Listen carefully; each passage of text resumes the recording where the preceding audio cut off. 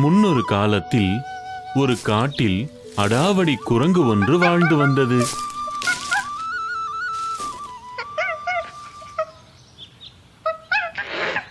அது மற்ற விலங்குகளுக்கெல்லாம் பெரிய தொந்தரவாக இருந்தது.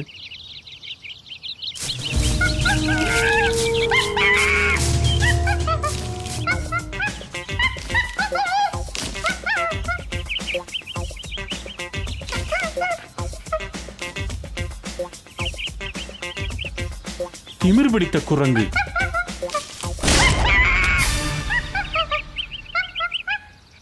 குரங்கு கீழே விழுந்து விட்டது என்று நினைக்கிறேன். சரி, வா போய் பார்ப்போம். ஐயோ,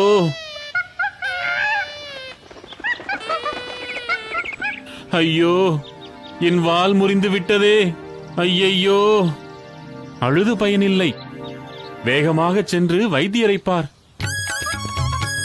குரங்கு வாலை தூக்கிக் கொண்டு வைத்தியரை பார்க்க சென்றது.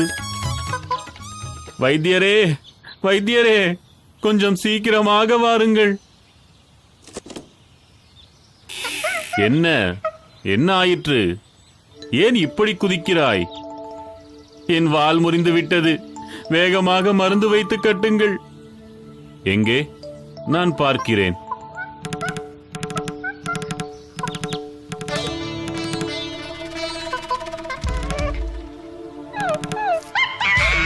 ஐயோ வைத்தியரே, என்ன காரியம் செய்து விட்டீர்கள்? அடம் அடையா, வீணாக அழாதே. அந்த வாளால் எந்த பயனும் இல்லை. வேண்டாததை நீக்குவதுதான் வைத்திய மரபு. அப்படியானால் என் வாளை வெட்டிய கத்தியை எனக்கு கொடு. கத்தியா? எதற்கு? வைத்தியரே, ஒன்று வெட்டிய வாளை சேர்த்து வைக்கணும், இல்லாவிட்டால் வாளை வெட்டிய கத்தியை தரணும். குரங்கின் தொந்தரவை தாங்க முடியாத வைத்தியர் குரங்கிடம் தன் கத்தியை கொடுத்தார். கத்தியை வாங்கிக் கொண்டு குரங்கு தன் பயணத்தை தொடங்கியது.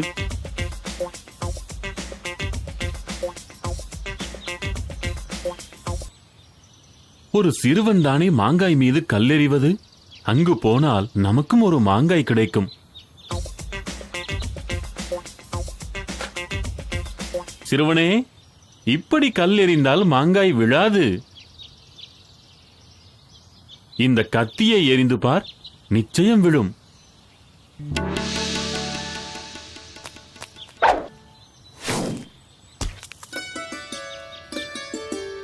மாங்காய் விழுந்து விட்டது. சரி, என் கத்தி எங்கே? கத்தியா? அது ஆற்றில் விழுந்து விட்டது.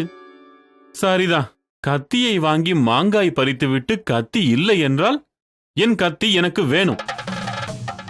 கத்தி இல்லை என்றால் எனக்கு அந்த மாங்காயை தரணும். குரங்கின் தொந்தரவை தாங்க முடியாத சிறுவன் குரங்கிடம் தன் பழத்தை கொடுத்தான். பழத்தை வாங்கிக் கொண்ட குரங்கு பயணத்தை தொடர்ந்தது. வழியில் ஒரு வேலைக்கார பெண்ணை அந்த குரங்கு பார்த்தது. என்ன பெண்ணே, வேலை ஒன்றும் இல்லையா? இல்லை, வேலை தேடித்தான் போகிறேன். ரொம்ப பசி. அப்படியா? சரி, இந்த பழத்தை சாப்பிட்டுக்கொள். அந்த பெண் மாம்பழத்தை சாப்பிட்ட பின் குரங்கின் குணம் மாறியது. அட, மாம்பழத்தை முழுவதும் சாப்பிட்டு விட்டாயா? இப்போது அது எனக்கு திரும்ப வேண்டும். பழத்தை சாப்பிட சொன்னாய், சாப்பிட்டேன். சாப்பிட்ட பின் கேட்டால் எப்படி? எதுவும் சொல்லாதே. எனக்கு என் பழம் வேண்டும். இல்லாவிட்டால் நீ என்னோடு வர வேண்டும். குரங்கின் தொந்தரவை தாங்க முடியாத அந்த பெண் குரங்கின் பின்னால் சென்றாள். வழியில் ஒருவர் செக்கில் எண்ணெய் ஆட்டிக் கொண்டிருந்தார். அவரிடம் சென்ற குரங்கு, ஒரு ஆள் மட்டும் ஆட்டுவது கஷ்டமாச்சே, இந்த பெண்ணை உனக்கு உதவியாக வைத்துக்கொள். நல்லது, ரொம்ப நன்றி. அந்த பெண் செக்கை சுற்ற ஆரம்பித்தாள். சிறிது நேரம் சென்ற பின் குரங்கு கோபப்பட்டது. எனக்கு இங்கு நிற்க நேரமில்லை, நாங்கள் போக வேண்டும். நீ வா பெண்ணே. அது நடக்காது. எனக்கு உதவி செய்ய யாரும் இல்லை. இந்த பெண் இங்கேயே இருக்கட்டும். அது சரி, அந்த பெண்ணுக்கு பதில் நீ எனக்கு எண்ணெயை கொடு, நான் போகிறேன். பெண்ணிற்கு பதில் எண்ணெயை வாங்கிக் கொண்ட குரங்கு சந்தோஷமாக புறப்பட்டது. வழியில் ஒரு பாட்டி தோசை சுடுவதை பார்த்தது. என்ன பாட்டி, இப்படியா தோசை சுடுவார்கள்? தோசையை பார்த்தால் வடையைப் போல இருக்கிறது. அதுவா? எண்ணெய் இல்லாததால் தான் தோசை கருகிவிட்டது. அதுதான் பிரச்சனையா? சரி, இந்தா எண்ணெய். இப்போ தோசை சுடு. குரங்கு கொடுத்த எண்ணெயை ஊற்றி பாட்டி தோசையை சுட ஆரம்பித்தார்கள். எண்ணெயும் தீர்ந்தது. ஏ, என் எண்ணெய் முழுவதும் தீர்ந்து விட்டதா? அதுவெல்லாம் தெரியாது. எனக்கு என் எண்ணெய் திரும்ப வேண்டும். அது எப்படி முடியும்? எண்ணெயை ஊற்றித்தானே தோசை சுட்டேன். வேண்டுமென்றால் எண்ணெய்க்கு பதில் தோசை தருகிறேன். சரியா? சரி, கொடு. தோசையை வாங்கிக் கொண்ட குரங்கு நடக்க ஆரம்பித்தது. வழியில் ஒரு மேளக்காரனை சந்தித்தது. என்ன மேளக்காரரே?